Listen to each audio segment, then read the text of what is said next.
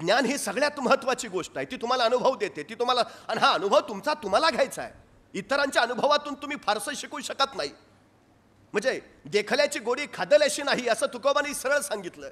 साखर बघून त्याचा अनुभव घेता येत नाही, ती चाखावीच लागते, खावीच लागते, त्यावेळी त्याची गोडी कळते. तुमच्या जीवनाचे अनुभव तुम्हाला घ्यावे लागतील. मग ते यशाचे असतील अपयशाचे असतील, हे अनुभव जोपर्यंत तुम्हाला येत नाही तोपर्यंत तुम्हाला ज्ञान मिळत नाही. आणि अनुभवाशिवायचं ज्ञान हे काडी मात्र उपयोगाचं नाही. ही सगळ्यात महत्त्वाची गोष्ट आहे. पुस्तकी पांडित्य तुम्हाला फार काळ पुढे नेऊ नाही शकत. त्याला अनुभवाचंच ज्ञान हवं जे तुम्हाला सातत्यानं पुढे रेटत राहील. ही सगळ्यात महत्त्वाची गोष्ट आहे. त्यामुळे सगळ्यात महत्त्वाचा विषय, बुद्धिमान कोण?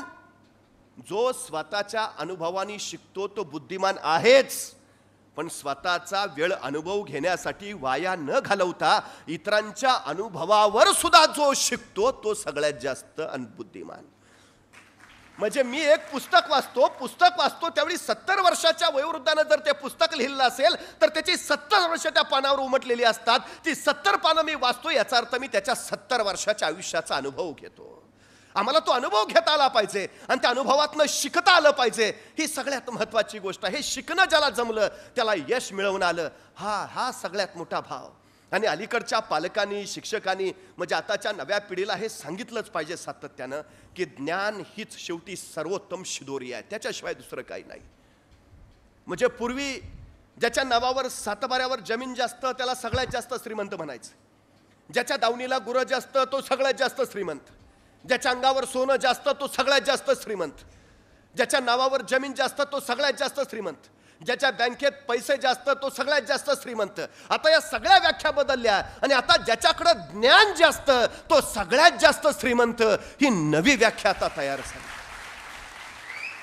जमिनीच्या बळावर तुम्ही ज्ञान मिळवू शकत नाही, सोन्याच्या बळावर तुम्ही ज्ञान कमावू शकत नाही, पण ज्ञानाच्या बळावर तुम्ही जमीन मिळवू शकता आणि सोनं सुद्धा कमावू शकता. त्यामुळे पहिल्यांदा काय कमावायचं आहे तर ज्ञान कमावायचं. ही भूमिका पहिल्यांदा आम्हाला लक्षात घेता आली पाहिजे. म्हणजे आमची घरं बांधली जातात, घरावर आम्ही नेम प्लेट लावतो, आमच्या नावाची पाटी.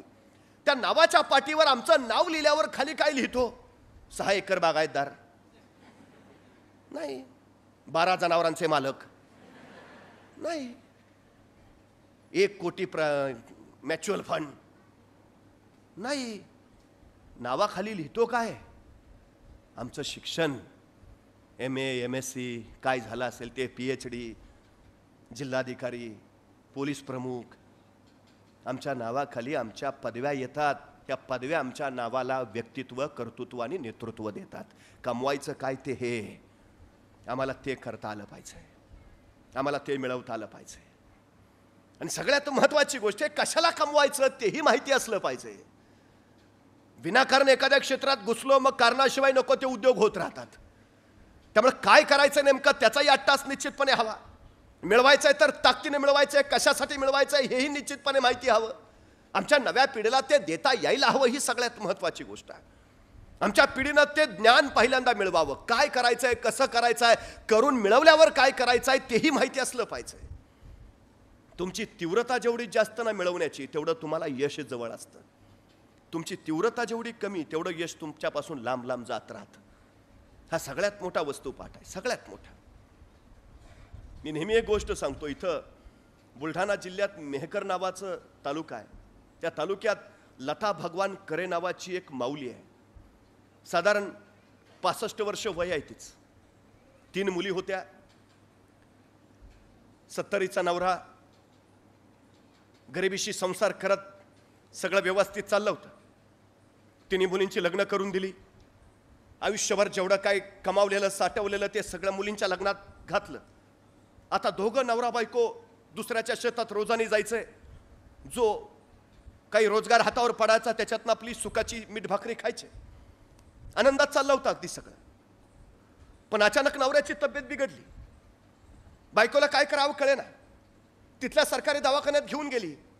सरकारी दवाखान्यात डॉक्टरनी सांगितलं मोठ्या डॉक्टराकडे न्यावं लागेल. काय करावं सुचेना. 4 जणांकडनं शेजार पाजाराकडनं पैसे गोळा केले. नवऱ्याला सोबत घेतला आणि बुलढाण्याला गेली. तिथं नवऱ्याला दवाखान्यात दाखवलं. डॉक्टरांनी सांगितलं काय आणखी तपासण्या कराव्या लागतील, पण त्याची सोय आपल्याकडे नाही. तुमच्या नवऱ्याला घेऊन तुम्हाला बारामतीला जावं लागेल. आता मात्र त्या माऊलीच्या पायाखालची जमीन सरकली. अरे आता इथपर्यंत यायला 4 जणांकडनं पैसे घेऊन आलो, आता बारामतीला जायचं कसं? कितानी पैसे लागतील, ते आणावे कुठून? करावं तरी काय? अरे पोटाची खळगी कशी बशी भरतो आपण? जगावं तरी कसं? की आजारी माणसानं सरळ मरून जावं, जगूच नये. त्या माऊलींच्या डोळ्यातनं घळघळ अश्रू ओघळायला लागले. करावं काय? ज्या माणसानं आयुष्यभर खस्ता खाल्ल्या, ज्या माणसानं आयुष्यभर स्वतःच्या खांद्यावर संसार पेलून धरला, ज्याने आयुष्यभर आम्हाला सुखाची सावली दिली, आज त्याच्यावर वेळ आली आणि आपण काही करू शकत नाही. ती माऊली आतल्या आत गलबलत राहिली. करावं काय? शेवटी परत आली, आणखी 4 जणांपुढे शब्द टाकला. मिळतील जुळतील तेवढे पैसे गोळा केले, नवऱ्याला सोबत घेतला आणि बारामतीला पोहोचली. डॉक्टरांच्या पुढे नवऱ्याला दाखवलं. डॉक्टरांनी तपासणी केल्या आणि सांगितलं एक महत्वाची तपासणी करावी लागेल. आता मात्र तिचा धीर कचला. तपासण्या तरी किती करता तपासण्या? तिने डॉक्टरला विचारलं, डॉक्टर ठीक, पण खर्च किती येईल? आणि डॉक्टरांनी जो खर्चाचा आकडा सांगितला, तिच्या डोळ्यापुढे दिवसा अंधारे आल्या. अरे कसं करावं तरी कसं? कुठून आणावे पैसे? न्यावं सरळ नवऱ्याला मर म्हणून सांगावं? करावं काय? काय आतल्या आत ढसढसत राहिली. बाहेर आली, त्या बाकड्यावर बसली, पदरानं डोळे टिपत राहिली. कसं करावं? काय काय सांगू नवऱ्याला? जावं माघारी सरळ परत मरू द्यावं नवऱ्याला असंच? आतल्या आत हमसत राहिली. थोडा वेळ झाला, डोळे पाणावलेले कोरडे झाले आणि त्याच बाकड्यावर पडलेला पेपर तिला दिसला. तो पेपर तिनं वाचला. मोठ्या ठळक अक्षरात छापलेली बातमी तिच्या नजरेत भरली आणि ती चमकली. बातमी होती बारामती मॅरेथॉनची आणि मॅरेथॉन मध्ये जिंकणाऱ्या स्पर्धकाच्या बक्षिसाची. त्या बक्षिसाच्या आकड्यावर तिची नजर फिरवली आणि त्याच्या डोक्यात झणकन कल्पना आली, ही बक्षीस जर मी जिंकलं तर माझ्या नवऱ्याची तपासणी होऊन उपचार होईल. बस 65 वर्षाची माऊली तिने निर्णय घेतला नवऱ्याचा जीव वाचवण्यासाठी या बारामती मॅरेथॉन मध्ये भाग घ्यायचा. आणि ती 65 वर्षाची माऊली त्या मॅरेथॉनच्या तिथं पोहोचली.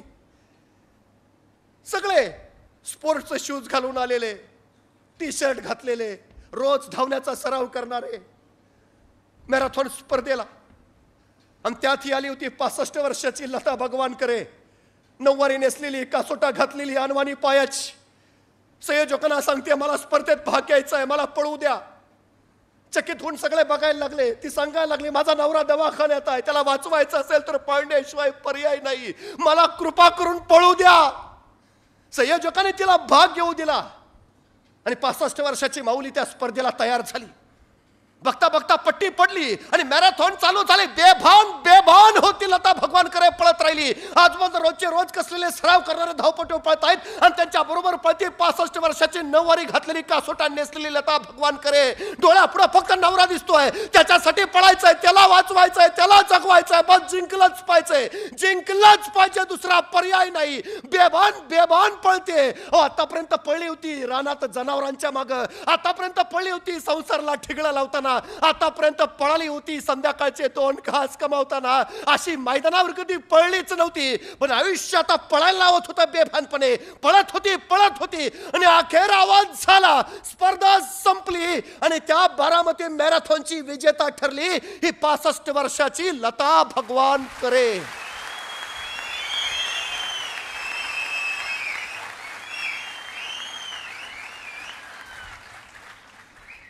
वय वर्ष 65, नऊवारी नेसलेली, कासोटा घातलेली, अनवाणी पायाची. तिच्या यशाचं कारण काय? इतर कसलेल्या धावपटूंसारखी ती वर्षभर मैदानावर सराव तर अजिबात करत नव्हती. त्या मैदानावरचे खरे टोचून आहेत म्हणून तिच्या पायात स्पोर्ट शूज सुद्धा नव्हता. साडीचा कासोटा पायात अडकून आपण पडू की काय अशी भीती सुद्धा तिला वाटली नाही. रोजच्या रोज कसलेले सराव करणाऱ्या धावपटूंच्या तुलनेत आपण टिकू शकू का हा प्रश्नही तिच्या मनात आला नाही. आपण आधी कसेच पळलो नव्हतो हेही तिला पळताना आठवलं नाही.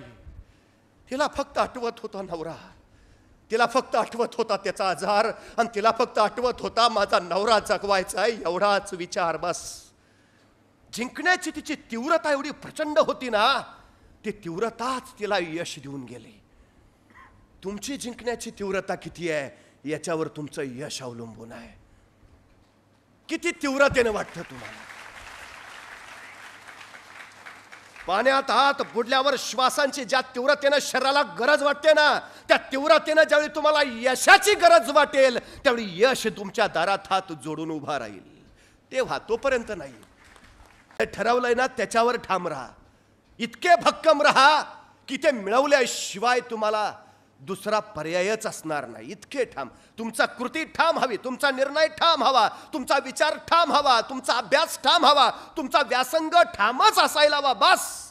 ठामपणा कमावता येतो, ठामपणा मिळवता येतो. ठामपणा याचा अर्थ भावनेचं नियंत्रण. तो ठामपणा तुम्हाला कुठल्याही परिस्थितीत डळमळू देत नाही. तो ठामपणा तुम्हाला कच खाऊ देत नाही. तो ठामपणा तुम्हाला संघर्ष करायला तयार करतो. तो ठामपणा तुम्हाला धडका मारला सांगतो. तो ठामपणा यश मिळवल्याशिवाय माघारी फिरायचं नाही हे सातत्यानं तुमच्या मनावर बिंबवतो. तो ठामपणा हाच तुमचं सगळ्यात मोठं यश ठरतो. ही सगळ्यात तो ठामपणा सगळ्यात महत्वाची गोष्ट आहे. पण अलीकडच्या पिढीत याचीच वानवा सगळ्यात जास्त दिसते. आम्ही ठामच नाही आहोत कशा बाबतीत, ही आमची सगळ्यात मोठी अडचण आहे. तो ठामपणा कमवा. ठामपणा विचारांच्या स्पष्टतेतून येतो आणि स्पष्टता अभ्यासातून तयार होते. अभ्यास हा व्यासंगानेच कमावता येतो आणि व्यासंग कष्टाच्या बळावरच मिळवता येतो. कष्ट संघर्ष ही सगळ्यात महत्वाची गोष्ट आहे. सगळ्यात महत्वाची. या जगात अशक्य काहीच नाही, काहीच नाही. सगळ्यात महत्वाची गोष्ट आहे. आणि या जगात सगळं अस्तित्वात आहे, फक्त आपल्याला माहिती नाही. ज्या दिवशी माहिती होतं त्यावेळी त्या गोष्टीचा शोध लागला असं आम्ही म्हणतो. हा विक्रम कुणीच मोडू शकत नाही, पण तो बनवण्याआधी तो अशक्यच होता. तो बनवला, मग तो मोडण्याचा विक्रम होतो. तो मोडण्याचा विक्रम होतो. मग जसं आत्ता ती रँक मिळाली, मला रँक आणखी वाढवून घ्यायची होती म्हणून मी परत स्पर्धेला बसले, परत परीक्षेला बसले. हे आपलेच विक्रम आपण वाढवत जातो, मोडत जातो. स्पर्धा जगातल्या दुसऱ्या कुठल्याच माणसाशी करू नका. तुलना आपली स्वतःची कुणाबरोबरही कधी करायला जाऊ नका. स्पर्धा करायची झाली तर ती स्वतःशीच करा. तुलना करायची झाली तर ती स्वतःशीच करा. दुसऱ्या माणसाला सोबत आणूच नका. जो माणूस स्वतःशी स्पर्धा करतो तो अधिकाधिक शिखर गाठतो. जो स्वतःशी तुलना करतो तो अधिकाधिक क्षमता कौशल्य मिळवत पुढे जातो. त्यामुळे जे असेल ते स्वतः, हा सगळ्यात मोठा भान आहे. ही सगळ्यात मोठी गोष्ट आहे.